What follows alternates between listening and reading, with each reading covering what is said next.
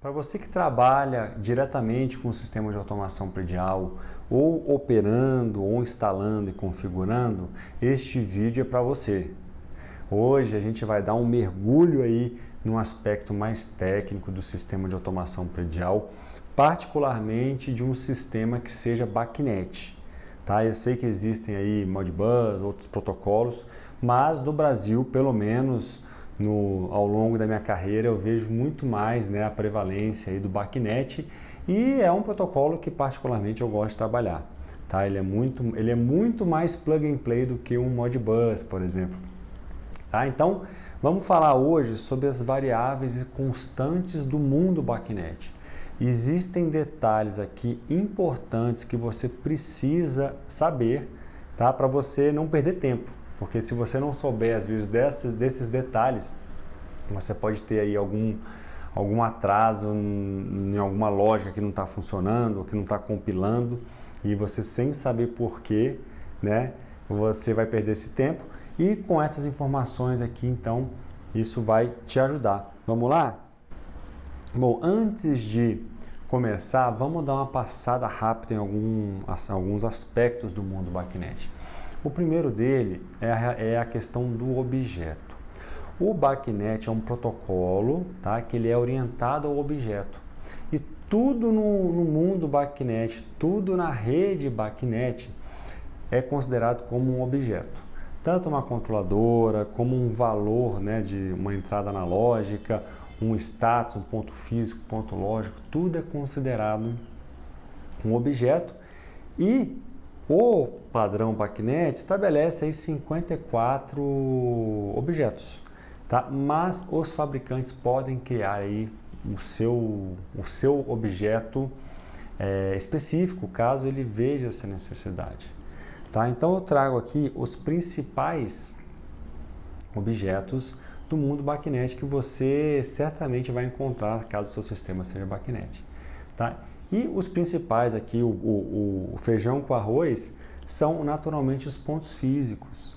Tá? Então a gente tem aqui entradas analógicas, entradas digitais, entradas e saídas digitais, entradas e saídas analógicas, tá? E também temos os pontos lógicos, tá? Que são aqui a BV, que é a Binary Value, a AV, que é a Analog, e você tem esses pontos multi-estado. A gente já vai falar direitinho desses pontos aí, tá? Uma coisa que é interessante desses objetos do BACnet é que todos eles possuem atributos. E atributos são como características, propriedades, tá? Olha um exemplo. Imagina uma entrada analógica, ela é um objeto, tá? Então, a hora que eu declaro no sistema uma AI, uma EA, entrada analógica em português, AI em inglês, ele é um objeto, ele conta como um objeto. E este objeto tem atributos. Quais são esses atributos? O nome do objeto é um atributo. O tipo, que é um analog input, é um outro atributo. O próprio valor presente dele é um atributo. O status dele, se ele está normal, se ele está offline, se ele está em serviço ou fora de serviço, tá? E os limites, alto e baixo daquele ponto de entrada, tá? Existem muitos e muitos outros atributos que quem define isso são os fabricantes, tá? E o interessante é que quando você vai elaborar uma lógica, você pode sim usar esses atributos. Também já vou comentar sobre isso aí. Tá? Vamos só terminar de dar uma passada nos objetos BACnet, nos objetos padrão, tá? Que você certamente vai encontrar. Bom, temos aqui um objeto que é esse averaging, que ele faz uma média. Tá? Você pode utilizá-lo para referenciar como que funciona. Você cria um objeto desse e nas propriedades, quando você vai configurar esse objeto, você abre lá nele, no seu sistema, independente qual seja, você vai vincular ao ponto que você quer. Então, por exemplo, eu quero fazer uma média de um valor de temperatura externa. Então, internamente aqui, você vai vincular aquele outro objeto que você já criou, que é o sensor de temperatura. Você tem um loop, tá? Um loop de controle. Você tem um módulo que é de programação, você tem calendário, módulo de programação horária, você tem um trend log muito importante no mundo da automação. Sem esse objeto aqui de trend log, não existe automação, existe só operação em tempo real, tá? Para você conseguir entender o que aconteceu no passado, o que vem acontecendo e relacionar os dados, você precisa sim sempre vincular com esse trend log. Você tem esse comando, que é quando você quer fazer um múltiplo comando, tá? Esse comando aqui, ele pode, em determinados casos, assim como nesse programa, ele pode amarrar o comando de saída, tá? Eu estou trazendo alguns detalhes aqui, isso aqui é tudo do curso Aprenda Automação Predial, que se Deus quiser eu lanço esse ano ainda, tá? Tá dando trabalho a gravação. Mas o que é o comando amarrado? Vamos só fazer um parênteses aqui. Quando você vai dar um comando, uma BO, tá? No sistema, um liga e desliga, normalmente a automação ela trabalha por eventos. Então, o que acontece? Eu faço uma programação horária e quando bate naquele horário, ele dá um comando, naquela saída que eu relacionei, né? Que você vincula. Mas é um evento, ou seja, aquele ponto ele não está travado naquele comando. Ao passo que eu posso usar alguns módulos, alguns objetos, que eu posso amarrar o comando. Isso pode acontecer. Tá? Então, atenção, porque às vezes isso acontece. Você faz uma lógica e aí você só consegue dar o comando com uma prioridade mais baixa, que a gente também vai ver isso mais para frente, né, nos slides aqui, tá? E você não entende por quê, tá? Então existem duas maneiras, ou você faz o comando por evento, tá? Ou você também pode travar por prioridade, é o mundo BACnet aí que tem as suas particularidades. E aqui também nós temos aqui, ó, mais objetos, tá? BACnet, que é o próprio dispositivo. Quando eu coloco uma controladora na rede e eu mapeio ela é um objeto, tá? Aqui nós temos objetos que não são muito usados aqui no Brasil, né? Que é essa parte de Life and Safety, Zone, Endpoint, e que isso aqui pode sim, você mapeia isso e eles têm um nível de prioridade, o menor nível de prioridade, tá? Na rede BACnet, ou seja, a hora que esses caras aqui atuam, praticamente o sistema para ouvir o que eles têm para falar. Tá? Você tem a classe de notificação, você pode criar uma classe, pode criar um grupo. Tá? Isso tudo é definido pelo padrão BACnet e, naturalmente, os fabricantes têm aí a sua flexibilidade. Aqui eu trago um exemplo prático, tá? Do fabricante Johnson Controls, tá? A controladora de rede NCE. Tá? Essa aqui é a tela de edição e eu só, para mostrar para vocês aqui, eu coloquei aqui a criação de um ponto e olha que interessante, você tem que vincular o objeto, tá? Então você tem um objeto aqui, eu criei um ponto na minha lógica, eu criei um objeto de programação, que nesse caso aqui da Johnson é por bloco de função, tá? Você pode também programar por linhas de comando em outros fabricantes. Então eu vinculei o objeto da minha árvore do sistema mapeado, uma I, uma O, uma BI, enfim, uma BV, tá? E aí aqui, ó, abaixo eu mostro o atributo. Qual dos atributos eu quero usar daquele ponto? No caso aqui está selecionado, ó, Present Value, mas olha a quantidade de atributos que existem, tá? Então você pode trabalhar com vários tipos de informação de um único objeto, de um único ponto. E eu já te falo um exemplo, por exemplo. Você tem uma lógica, que pode ser por linha de comando ou por bloco de função, que se chama Reliability Check, que nada mais é do que você checar se, por exemplo, um sensor analógico, né, está operando dentro da faixa. Porque quando o sensor estraga, é normal que ele jogue o valor para o fundo de escala, ou ele vai para zero ou ele vai para o máximo, tá? Eu já vi os dois casos. Então esse Reliability Check vai avaliar se o sensor está trabalhando dentro da faixa de operação. E por que isso é importante? Porque isso pode ser um condicionamento de proteção. Imagina uma bomba de água gelada no circuito secundário, que ela é a sua modulação, né, da sua frequência, ela é assim balizada, orientada através de um sensor de pressão na linha. E esse sensor queima e o valor vai lá para zero. Quando vai para zero ou para até um valor negativo, aquela bomba vai aumentar a sua frequência, tentando fazer com que aquele valor da pressão aumente. Mas a bomba, naturalmente, não sabe que o sensor estragou. Então, esses módulos de proteção, tá, que podem utilizar aí o status de offline, tá? Você tem outras variáveis, outros atributos de um ponto que já são específicos para isso, se eles estão em serviço ou fora de serviço.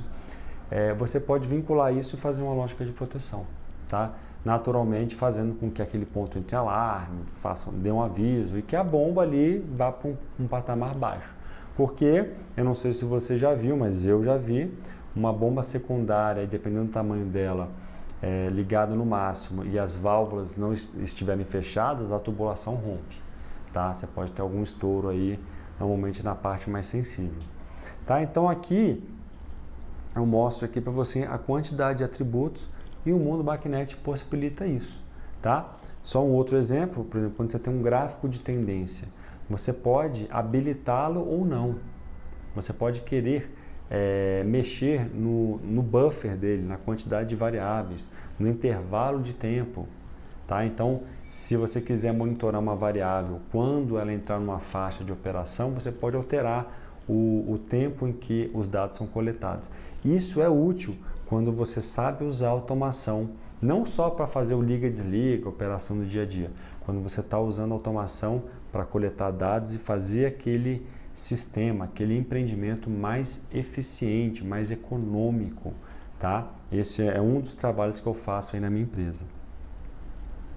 Bom, aqui então vamos voltar para o mundo, né, para o objetivo aqui desse vídeo, que são as variáveis e constantes. Então, existem dois tipos de variáveis, as variáveis físicas e as lógicas. As físicas são aquelas que estão lá na controladora de campo. Agora eu trago aqui uma controladora da Delta, tá? Um DAC. É uma linha mais antiga da Delta, mas tem muito sistema no Brasil instalado com essa linha, tá? Então, as variáveis físicas, né, BI, BO e AO, eu gosto de usar essa designação em inglês, tá? E por que isso? Porque por mais que muito material da automação esteja em português, as novidades, o que tem de novo ali e muita parte da documentação técnica também está em inglês. Então eu gosto de trazer isso, tá? Se você não tem essa habilidade, o que não falta hoje é curso online em preços variados para você conseguir entender um pouco, né? Se familiarizar com esse idioma. Tá? Então, as variáveis físicas são aquelas que estão conectadas numa controladora fisicamente, eles são objetos também, tá? As variáveis. Tá? E as variáveis lógicas, que nós temos aí basicamente três tipos, que são as BVs, que são as variáveis binárias, binary value, temos as AVs e temos a multi-estado, tá? Tem um multi-estado input, output e o value, tá? Em alguns fabricantes só trabalha com esse MSV ou MV, multi-value, tá? E aqui tá um aspecto que é interessante da automação, porque é interessante quando você vai programar um sistema, fazer uma lógica, que você pense como se fosse uma máquina de estados. O que é uma máquina de estados? Imagine uma máquina de lavar roupa, tá?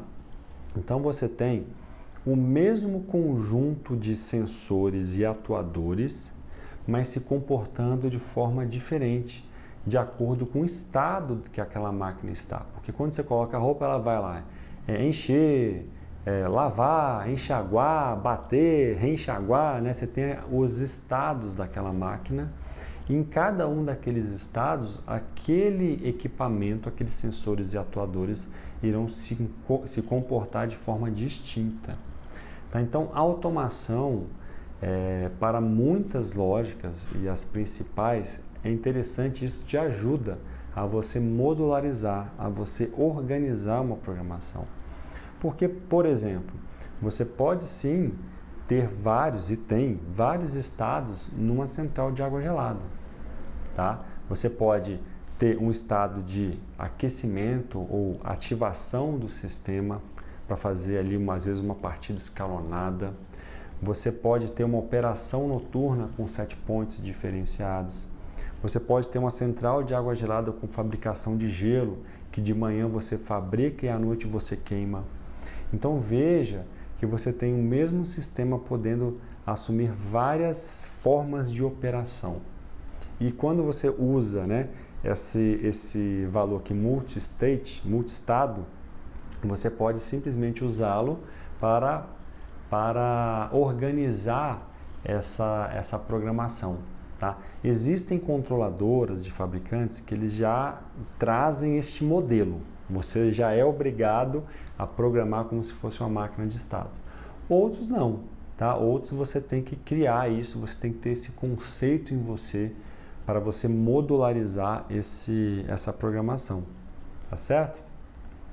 Bom, onde que então estão as variáveis físicas e lógicas? Naturalmente, as variáveis físicas estão na controladora secundária, tá? A de campo.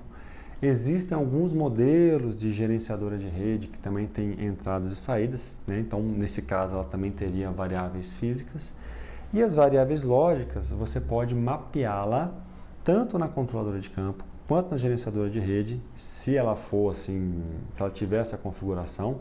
Tem sistemas que só usam um roteador BACnet aqui, por exemplo.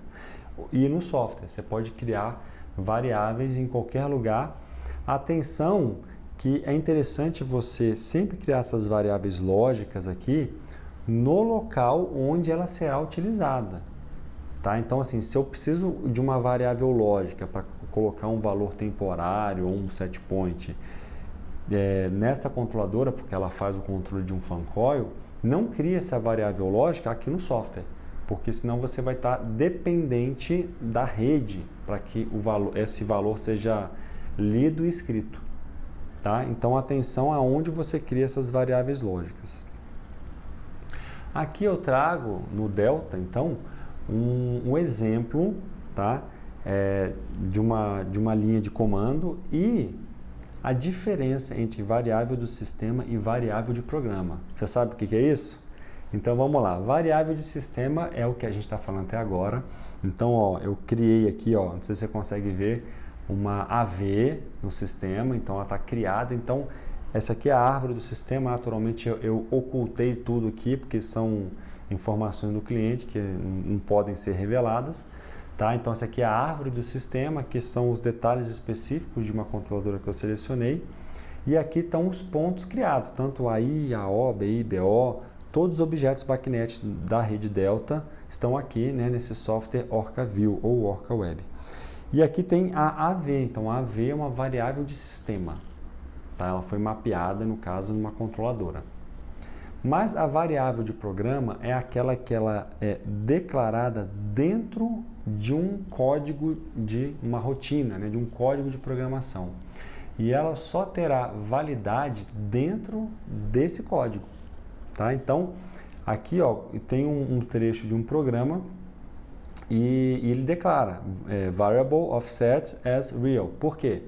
Quando você declara uma variável, lembre-se que ela pode assumir vários tipos, né?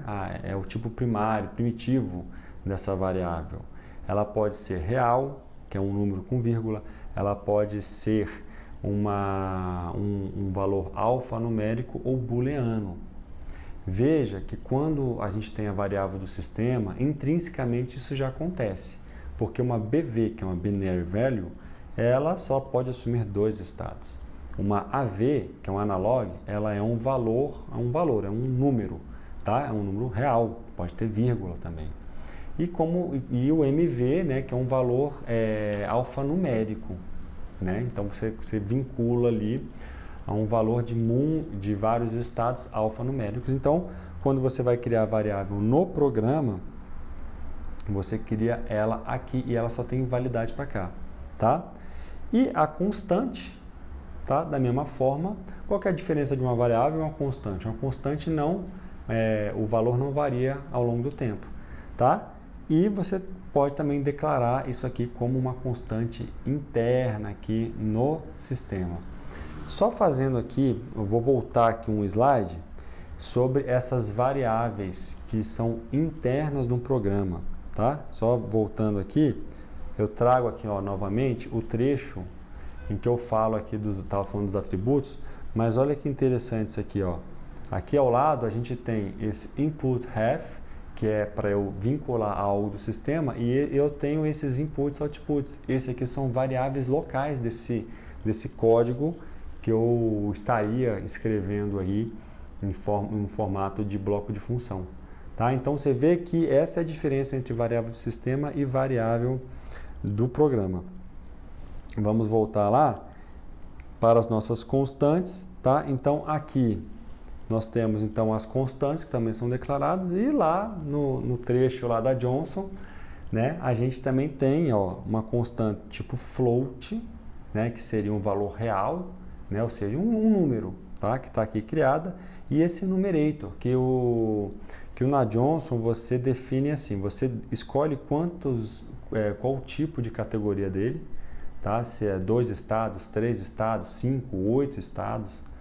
Tá? E você define qual tipo de unidade dele. Nesse caso aqui está inativo, ativo.